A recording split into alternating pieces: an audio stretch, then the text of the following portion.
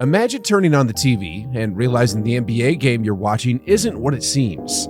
Jason Tatum does a lot of complaining. Who does he think he is, Caitlin Clark? I've been a hardcore NBA fan for well over a decade, and what I've uncovered might just shock you. Nick Nurse thought there was a foul there. Boy, there's certainly some contact from Kawhi Leonard. Are there clear hidden agendas in the way the NBA markets its games and stars? What are the most glaring examples of this? And perhaps, most importantly, what does this mean for the 2024 NBA playoffs that are right around the corner? Here's the Beasley drive. A lot of contact there. It does look like Dinwiddie got all ball. Ladies and gentlemen, these don't even scratch the surface of what we're about to dive into. So, if you get a call, ignore it. If you get a text message, don't read it. And if you get an email, just delete it. What I'm about to reveal will make everything else seem trivial.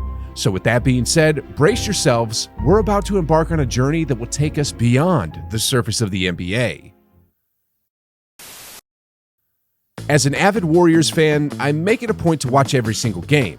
And as the playoffs approach, I closely keep tabs on competitors because, let's be honest, that's just what fans do. Beyond wanting our team to win, we have a strong innate desire to see our competitors lose. So, as many of you are probably aware, the Lakers are in direct competition with the Warriors for a better playoff spot in the 2024 season. And in an earlier video, I predicted the Lakers to fall in the rankings due to the difficulty of their upcoming schedule. But, much to my astonishment, they've continued to rack up wins. Game after game after game, they continue to shatter my expectations and, more importantly, my heart. Take, for instance, their lineup of opponents including Atlanta, Philly, Indy, Milwaukee, and Memphis. I was convinced they would lose at least 2 of these 5 matchups. Yet, as you may well know, they frustratingly won each one.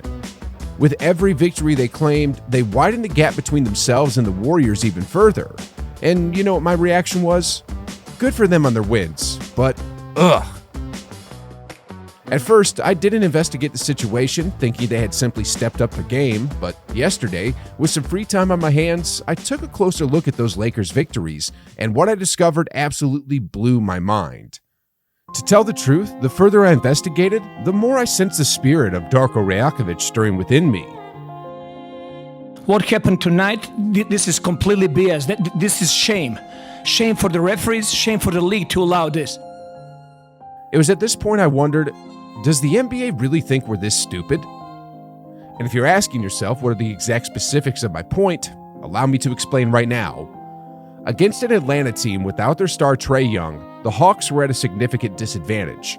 Despite the Lakers receiving 5 additional free throws, it hardly impacted the outcome of the game.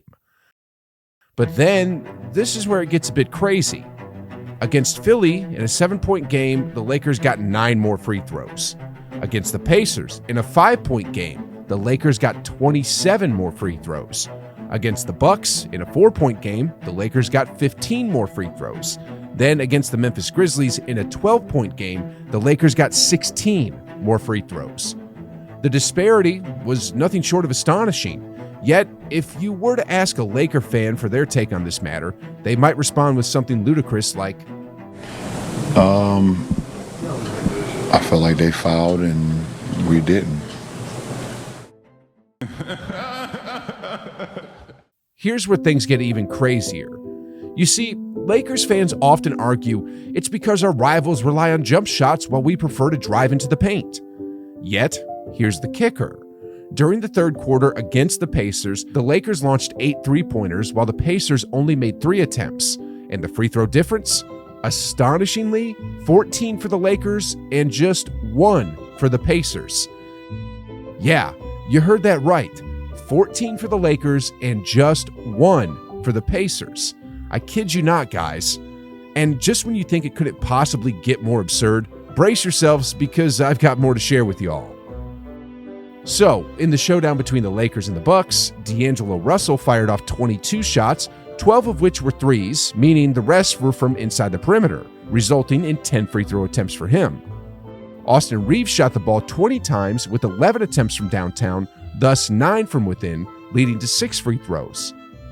Giannis Antetokounmpo, dubbed by James Harden as someone who only runs and dunks, took 25 shots, only one of which was a three, meaning he attacked the rim 24 times, and how many free throws did he get? Just 6. Reeves ended up with the same number of free throw attempts as Giannis, while D'Lo received 4 more than him in a tight 4-point contest. Guys, this is just outrageous.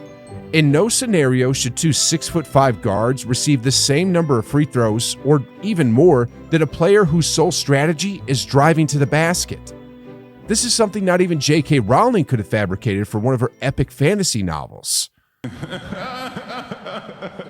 This isn't just favoritism anymore, this is plain out cheating. Now, you might be wondering, why would the NBA do such things? Why cheat in plain view of fans and the general audience? Well, for starters, it involves LeBron James and the Los Angeles Lakers. If you don't know already, the NBA's narrative is pushing for LeBron to either become the GOAT or at the very least, second only to Michael Jordan, which is a significant storyline to market. Secondly, it's the Los Angeles Lakers, widely considered the most iconic sports franchise worldwide, a status owed to Kobe rather than LeBron. Besides, the NBA isn't overly concerned unless the issue generates significant media buzz, which in this case, it isn't. After all, what are a few YouTubers and some Reddit users to a multi-billion-dollar global entity that, according to metrics, continues to thrive in viewership? Now, I understand that some of you might still be skeptical about the idea of the Lakers engaging in unfair play, but let me share one more statistic with you that's bound to be an eye-opener. Here's the combined difference in free throw attempts for each team over the last 2 seasons. The Golden State Warriors rank at the very bottom with a minus 646 differential, largely due to Curry never getting the calls he deserves. Next in line is Indiana with a minus 533 differential, and as we ascend the list, Orlando holds the 4th position with a plus 311 differential, Milwaukee is next at plus 344, and New York takes the 2nd spot at plus 358. Now, you've probably figured out by now that the Lakers hold the number 1 position, but try and guess their free throw advantage over the 2nd place team. If your guess was an additional 100 free throws, think again. If you estimated 200 more free throws, that's not it either. And if you believe they had twice as many as the Knicks, you're still far from the truth. Because the reality of the situation is, if you combine the total free throw differential of Orlando, Milwaukee, and New York, the Lakers would still come out on top. I feel like they fouled and we didn't.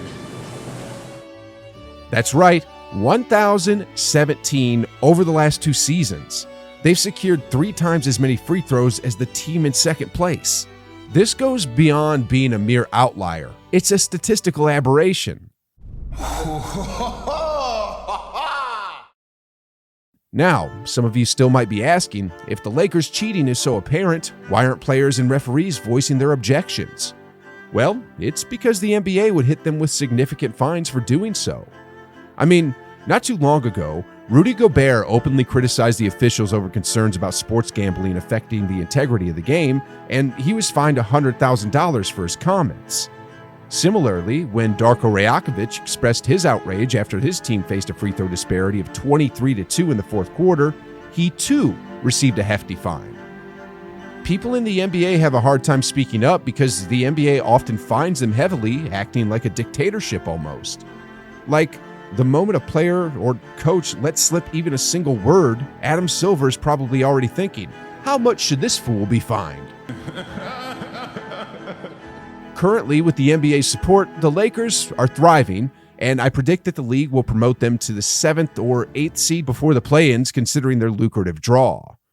Then once they're in, no team is going to want to face them. AD make it 12 of the 14. Seriously, if the team you're cheering for ends up playing against them, good luck, and consider this your heads up.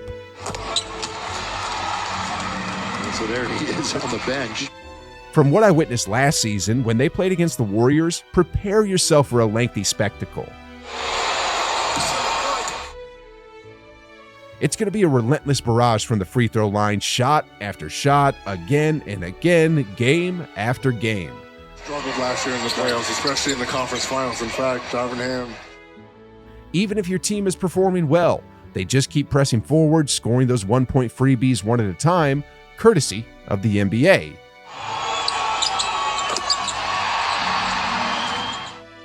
It'll feel like it never stops. Percent from the floor over his last 3 games. Like these free throws alone could inspire a Nike commercial featuring the motto, "Never give up." And then everybody else on the team knew. After the game, it'll just be, I felt like they fouled and we didn't. gosh. The entire Lakers squad is probably aware of this too, and they're probably making free throws the main focus of their daily practices because it's these very free throws that will carry them far into the playoffs. 30, 40, we might even see 50 free throws a game. Prepare to get lulled to sleep. And speaking of sleep, do you know what else made everyone fall asleep recently? There was a game played between the Lakers and the Warriors where 15 seconds of game time took an eternity to play. It was in fact the longest 15 seconds the NBA has ever seen. And if you're wondering exactly what happened, then click on this video immediately.